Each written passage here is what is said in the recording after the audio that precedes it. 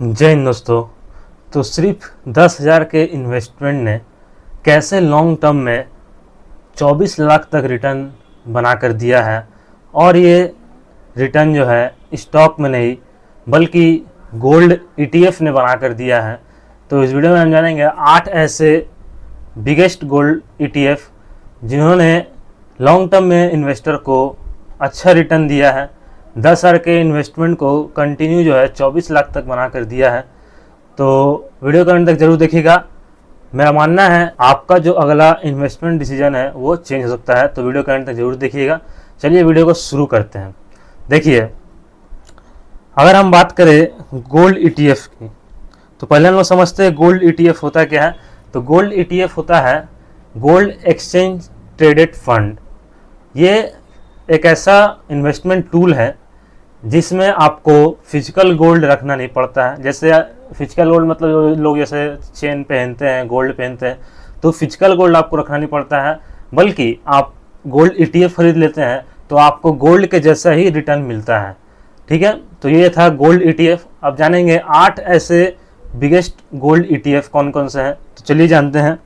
पहला अगर हम जानते हैं, देखिए एक डाटा है, डाटा मैं आपको बताना चाहता हूँ। Data on the association of mutual fund in India AMFI के डाटा के अनुसार 8 ऐसे बिगेस्ट गोल्ड ETF है जिनका AUM मतलब एसेट अंडर मैनेजमेंट जो है डेली का AUM जो है 1000 करोड़ से ऊपर है। ठीक है, और each have generated an average annualised return of around 34% in 1 year. एक साल में 34%, 3 साल में 23%, 5 साल में 14% और 10 साल में 12%, 12.5% के आसपास रिटर्न दिया है। ठीक है, तो पहला ETF जो है हम लोग देखेंगे Aditya Birla Sun Life gold exchange traded fund. ठीक है, इन्होंने एक साल में रिटर्न दिया है 33%, 3 साल में रिटर्न दिया है 22%, 5 साल में रिटर्न दिया है 14%, 10 साल में रिटर्न दिया है 12% और इनका डेली AUM है 1149 करोड़। सब 1000 करोड़ से ऊपर है AUM। ठीक है, उसके बाद है एक्सिस गोल्ड ETF फंड। ठीक है, इनका एक साल का रिटर्न है 34%, 3 साल का रिटर्न है 22%, 5 साल का रिटर्न है 14%, 10 साल का रिटर्न है 12% और इसका जो है डेली AUM है 1860 करोड़ का डेली AUM है। ठीक है, उसके बाद है HDFC गोल्ड ETF। इन्होंने एक साल में रिटर्न दिया है 33% के लगभग, 3 साल में रिटर्न है 22%, 5 साल में रिटर्न है 14%, 10 साल में रिटर्न है 12% और डेली AUM है 10,325 करोड़ का इनका डेली AUM है HDFC का। ठीक है, उसके बाद है ICICI प्रूडेंशियल गोल्ड ETF। इनका जो है एक साल में रिटर्न है लगभग 34% के आसपास रिटर्न दिया है, 3 साल में रिटर्न है 22%, 5 साल में रिटर्न है 14%, 10 साल में रिटर्न है 12% और डेली AUM है इनका 7,912 करोड़ का डेली AUM है इनका। ठीक है, उसके बाद है कोटक गोल्ड ETF फंड। इनका एक साल का रिटर्न 33%, 3 साल का रिटर्न 22%, 5 साल का रिटर्न 14%, 10 साल का रिटर्न 12% और डेली AUM है 7,760 करोड़ का डेली AUM है इनका। उसके बाद है Nippon India ETF gold 20।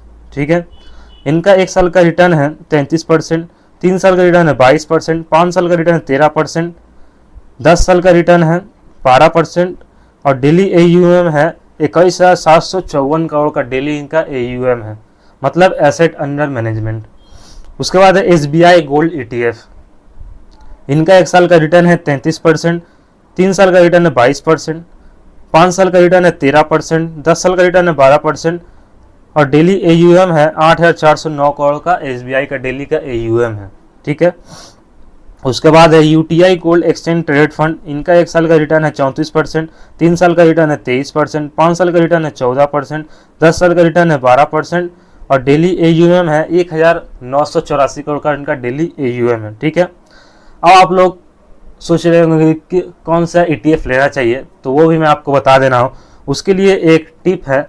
Tip आपको क्या है, देखिए 3 टिप है। पहला आपको देखना है जिसका एक्सपेंस रेशियो लो है, ठीक है। दूसरा, जिसका ट्रैकिंग एरर मिनिमम हो, जिनका ट्रैकिंग एरर मिनिमम हो। और तीसरा, जिसका वॉल्यूम ज़्यादा हो। ज़्यादा वॉल्यूम से क्या होता है, आपको लिक्विडिटी प्रॉब्लम नहीं होता है। ज़्यादा वॉल्यूम होने से आपको लिक्विडिटी प्रॉब्लम नहीं होता है। तो ये मैंने बताया 8 गोल्ड ETF और कैसे आपको लेना है। अब हम जानते हैं कि गोल्ड जो है, गोल्ड का प्राइस जो है और गोल्ड ETF का जो भाव है वो कोविड के बाद से बढ़ता हुआ देखने को मिला है। जब से कोविड गया उसके बाद से देखिएगा गोल्ड लगातार बढ़ रहा है। और आप जो लड़ाई हो रहा है, युद्ध हो रहा है, उनके तनाव से भी गोल्ड में ताबड़तोड़ रैली देखने को मिल रही है। तो जो अपना पोर्टफोलियो बनाते हैं उनको मैं यही सजेशन देता हूं कि आप सिर्फ इक्विटी मत बाई करके रखिए। आप अगर SIP जानते तो SIP भी करिए और ETF खरीद के रखिए, गोल्ड ETF, ताकि आपका जो है पोर्टफोलियो जो है डाइवर्सिफाइड है, सिर्फ इक्विटी पर निर्भर ना रहे। क्योंकि आप देखते हैं जब तनाव होता है बाहर देश में, युद्ध का माहौल होता है, तो क्या होता है, इक्विटी डाउन हो जाता है, लेकिन गोल्ड जो है बढ़ता है। इसलिए हमेशा अपना पोर्टफोलियो जो है डाइवर्सिफाइड करके रखना चाहिए। अब हम जानते हैं कितना इन्वेस्टमेंट से कितना बना है, ठीक है। तो अगर आप 10,000 इन्वेस्ट करते हैं तो एक साल में आपका हो जाता 1,44,567 रुपये एक साल में होता है। अगर आप 10,000 रुपये से इन्वेस्टमेंट करते हैं, हर मंथ 10,000 करके देते, तो एक साल में आपको मिलता है 1,44,567 रुपये इन ETF में अगर आप इन्वेस्ट करते हैं। 3 साल में वही हो जाता 5,21,498 रुपये। 5 साल में वही हो जाता 8,72,000 होता 5 साल में। और 10 साल में वही अमाउंट हो जाता 24 लाख रुपए। यानी 10,000 करके आप हर महीना जो है गोल्ड ETF में अगर डालते रहते 10 साल तक, तो वो 10,000 आपका 10 साल में 24 लाख बन जाता। तो ये है पावर ऑफ कंपाउंडिंग का। तो इसीलिए बोला जाता है कि ज़्यादा से ज़्यादा अगर आप इक्विटी में भी इंटरेस्ट है तो इक्विटी भी खरीदते रहिए और गोल्ड के ETF जो है बाई करते रहिए। जिससे क्या होगा, आपको पोर्टफोलियो भी डाइवर्सिफाई रहेगा और आपका रिटर्न भी अच्छा मिलते रहेगा। अगर यहाँ इक्विटी में रिटर्न डाउन होता है तो गोल्ड में आपको रिटर्न मिलते रहता है। तो यही था आज मैंने आपको बताया गोल्ड ETF के बारे में। वीडियो अच्छा लगा तो लाइक करिएगा, ज़्यादा से ज़्यादा तो शेयर करिएगा और कोई भी कमेंट में पूछिए, मैं उसका आंसर जरूर दूंगा। और चैनल पर तो सब्सक्राइब कर दीजिएगा। चलिए मिलते हैं नेक्स्ट वीडियो में, तब तक साथ जय हिंद जय भारत।